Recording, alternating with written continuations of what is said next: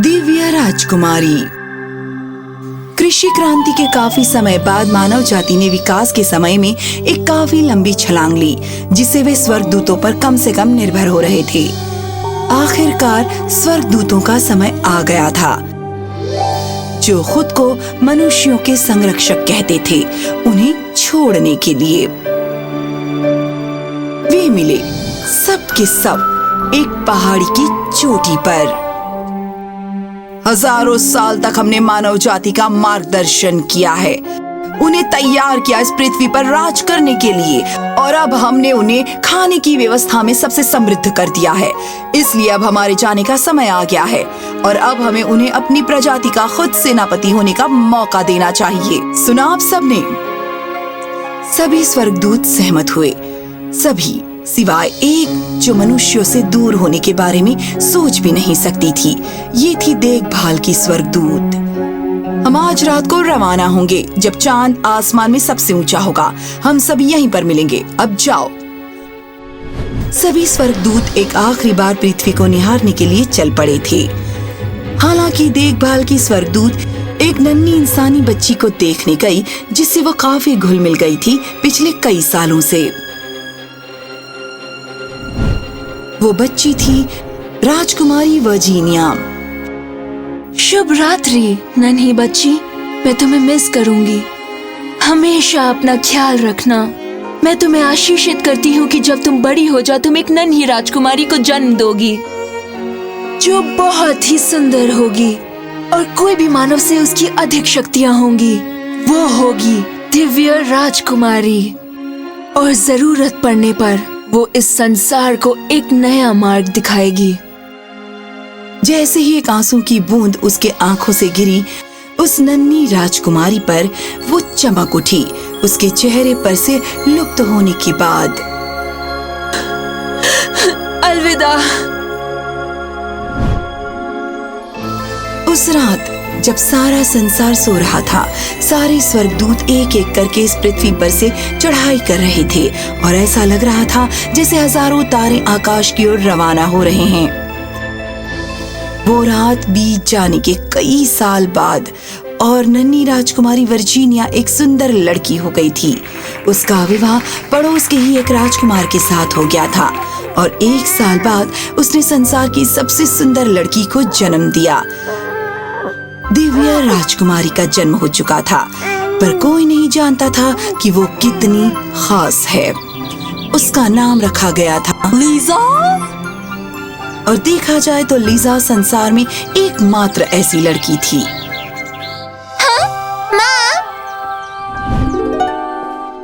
Lisa बेटा, मैं तुम्हें कब से पुकार रही थी। तुम क्या कर रही थी? मैं पंछियों के साथ उड़ रही थी माँ। लीजा बेटा, तुम पंछियों के साथ कैसे उड़ सकती हो? तुम्हें ऐसी बकवास बातें करना बिल्कुल बंद करना चाहिए, वरना लोग तुम पर कभी भी भरोसा नहीं करेंगे। तुम एक राजकुमारी हो, याद है ना? पर माँ, मैं सच में। अब क्या हम नीचे जा सकते हैं? तुम्हारे पिताजी इंतजार कर रहे हैं। ठीक है माँ। लीजा बड़ी हो गई एक सुंदर राजकुमारी में, उससे भी कई ज्यादा सुंदर जो उसकी माँ थी अपनी लड़कपन में। और दूर दूर से राजकुमार राजा से उसका हाथ मांगने के लिए लगातार प्रस्ताव भेजते रहते थे, पर लीजा उन सबको नकार देती, क्योंकि उसका दिल प्रकृति के लिए बेताब था। वो एक पंछी बनकर अपने कमरे से बाहर जाती, एक मछली बनकर नदी पार करती, और फिर एक घोड़ा बनकर दूर जंगल के अंदर सवारी करती और प्रकृति की गोद में अपना समय बिताती। मेरा एक हिस्सा तुम में वास करता है, मेरी आत्मा पूरी तरह तुम में वास करती है। हम कभी भी अलग ना हो, मैं हमेशा तुम्हारे दिल में रहूं। तुम एक स्वर्गदूत हो।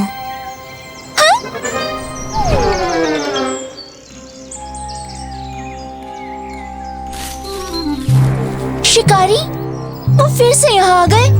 अब तो उन्हें सबक सिखाना ही पड़ेगा। अरे वाह, जरा उस सुंदर लोमड़ी को तो देखो। मैंने इतनी सुंदर लोमड़ी कभी नहीं देखी है। इससे तो खूब सारे पैसे मिलेंगे। हम किस बात का इंतजार कर रहे हैं?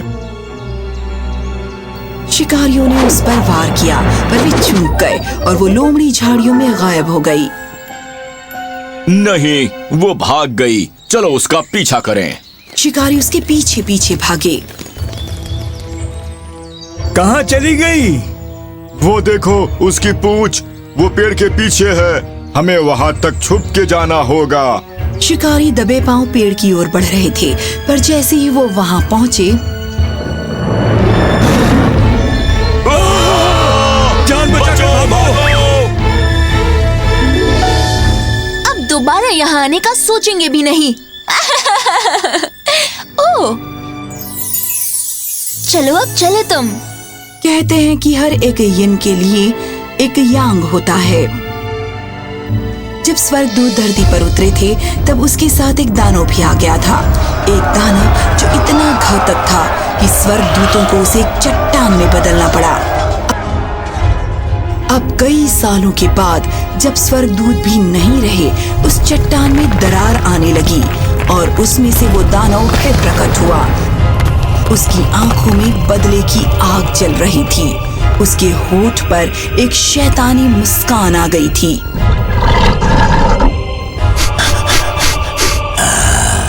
लगता है स्वर्गदूत चले गए हैं। अब ये संसार मेरा है और इसमें रहने वाले मेरे नौकर होंगे।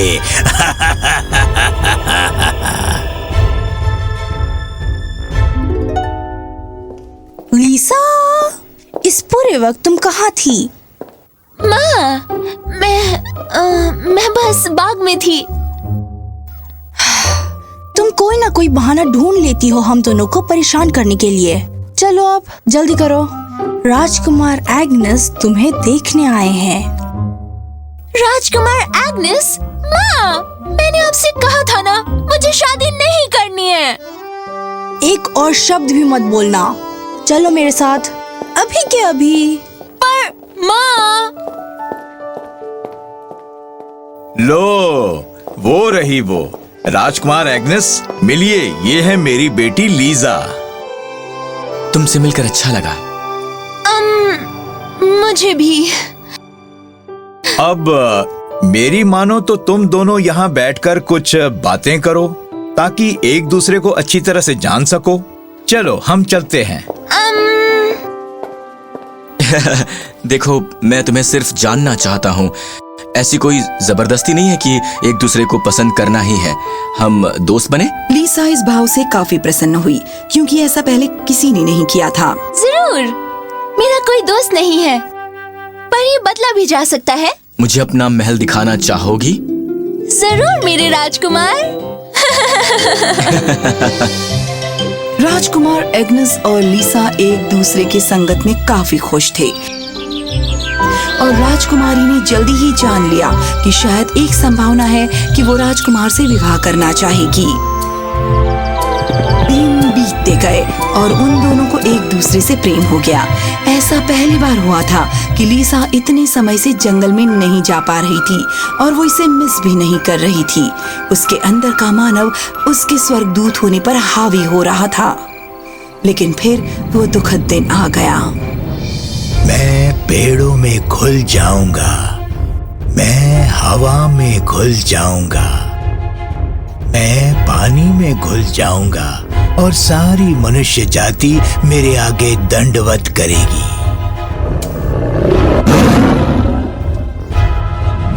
उस दानव ने खुद को मिट्टी में उकेरा और उसके बाद पेड़ बैंगनी होने लगे। उसने अपने हिस्से हवा में छोड़ने लगे और पानी के साथ भी घुल गया। जल्दी ही उसका घातक विष फैलने लगा।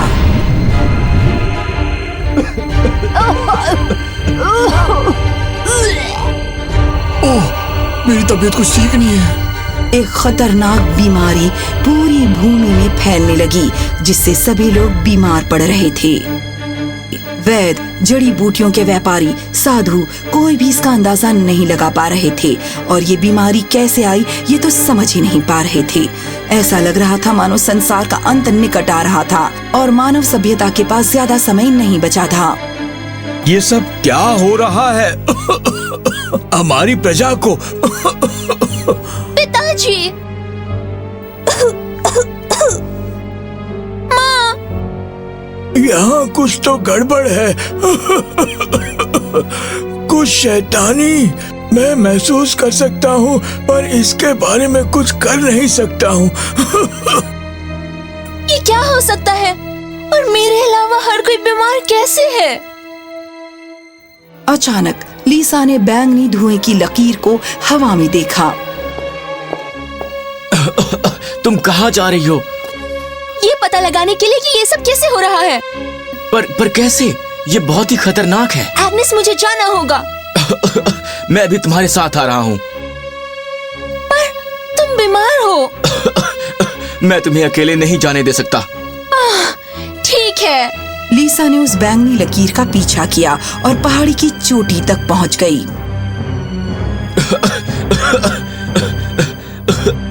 ओह एग्नेस, मैंने तुमसे कहा था। मैं ठीक हूँ। उस पेड़ को देखो। उस पेड़ को। एग्नेस, नहीं।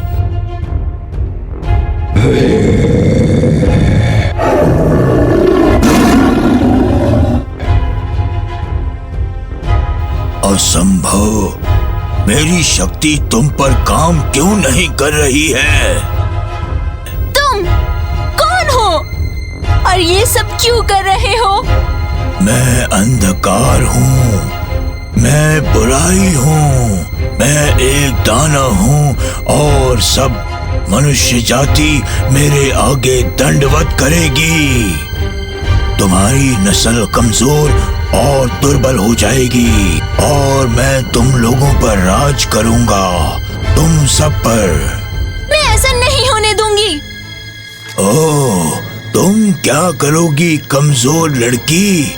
स्वर्गदूतों के जाने के बाद अब मुझे कोई नहीं रोक सकता है। मैंने अपने आप को मिट्टी में अच्छे से घोल लिया है और मेरी जड़ें नदियों तक फैल गई हैं और हवा मेरे विष को फैला रही है।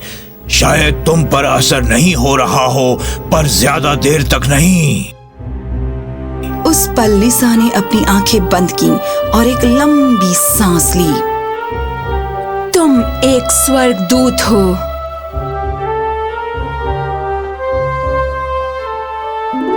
लीसा उस पेड़ की ओर मुड़ी जब दानव और तेजी से उड़ रहा था। ये नहीं हो सकता। तुम एक स्वर्गदूत हो। मुझे तो यही लगता है। अगर मैं मरूंगा तो तुम्हें भी साथ लेकर जाऊंगा। तुम्हें क्या लगता है मुझे ये बात पता नहीं है? हाँ। नहीं।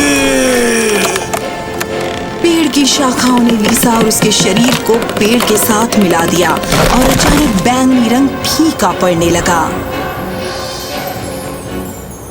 वायु थोड़ा थम सा गया, हवा साफ हो गई, पानी शुद्ध हो गया और लोग बेहतर हो गए।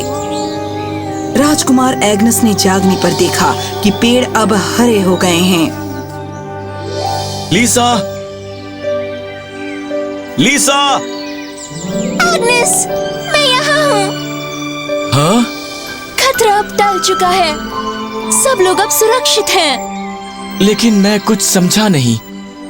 लीसा ने एग्नेस को सब कुछ समझाया, जो काफी हैरान करने वाला था। असंभव।